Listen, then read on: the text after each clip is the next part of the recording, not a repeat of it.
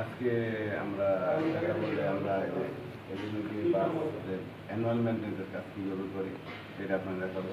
এটা হলো এলিমেন্টারি বাস, 3টা ফেজ আছে, আর আর এটা হলো আর্থিং ফিডার। দেখেন আর্থিং ফিডারের কেবল লাগানো আছে, বাস থেকে ডিসি হইয়া সিটি হওয়ার পরে কেবলের মাধ্যমে আর্থিং ফিডার চলে গেছে। এই যে ওই দেখতে পাচ্ছেন, ওই যে একটা লাল বাতি দুটেছে, এটা হলো হিটার। প্যানেলকে গরম রাখার জন্য, যে প্যানেলে আর্দ্রতা না আসে, আর্দ্রতা না জমে, আর্দ্র জমে না হয় এবং শর্ট সার্কিট না হয়, এই জন্য হিটার ব্যবহার করা। প্যানেলকে শুষ্ক রাখার জন্য হিটার ব্যবহার করা। এই হিটার একটা নির্দিষ্ট টেম্পারেচার হিটারগুলো সেটিং করা আছে। আমাদের সেটিং করা 30-35-এ, এর নিচে নাম দিয়ে আপনাকে হিটারগুলো অটোমেটিক চাপ হয়ে যাবে। আবার এর উপর আবার এটাগুলো বন্ধ হয়ে যাবে। এভাবে এটাগুলো সেটিং করা আছে।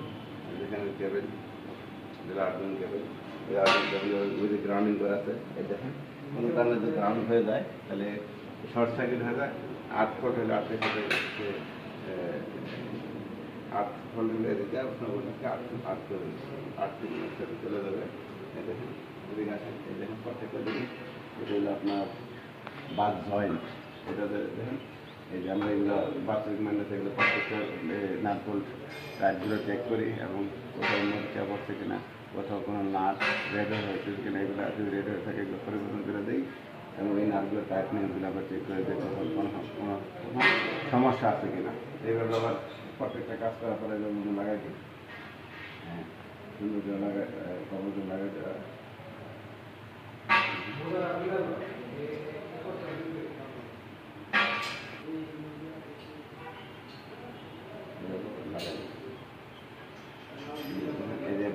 একটা ট্রান্সফর্মার থেকে আপনার 7টা আউটডোর ফিডার, বা একটা ট্রান্সফর্মার থেকে 7টা outdoor feeder incomer. Transformer secondary set ট্রান্সফর্মারটা 3 element KB, transformer secondary set element transformer থেকে এই জায়গায় 11 কেবি লাগছে, কানেকশন হয়েছে। প্রত্যেকটা ফেজের জন্য 3টা করে কেবল, আর একটা কেবলের 500 RMS, একটা কেবল 500 RMS। মেন হলো ইনকামার, হলো এটা ইনকামার 800, ইনকামার এই সিটি হইয়া আর সিটি হয়ে শর্ট একটা নিচে, আর বাসটা দিল করে সিটি এবং ইনকামার এবং বাস দুইটার মাঝখানে ব্রেকার ব্যবহার করে। ডিসিবি যেটা ভ্যাকুম থাকে ব্রেকার ইনকামার থেকে বাসে চলে আসে। বাসের মাধ্যমে আমাদের 7টা থেকে আলো নিচ্ছে, 7টা 5টা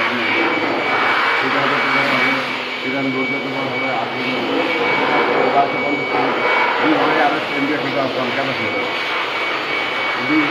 20 আধা ঘন্টার মধ্যে দেখেন করতে হয়, এটা ট্রান্সফর্মার নাম্বার।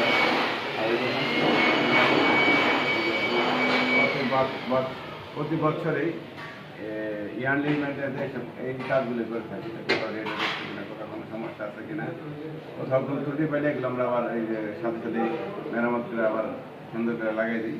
এই দেখেন এটা হলো বাস রাইজার, এটা হলো বাস রাইজার। 2টা পাওয়ারকে, 2টা ট্রান্সফর্মার পাওয়ারকে একসাথে করার জন্য বাস টাই ব্যবহার করা হয়।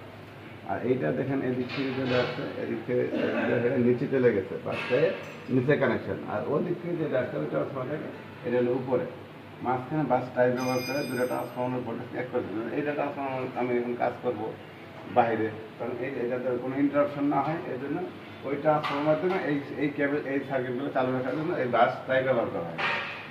এই হলো আমাদের আজকের কাজের।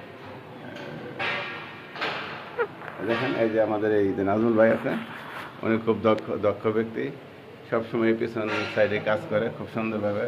ওই যে আছে তার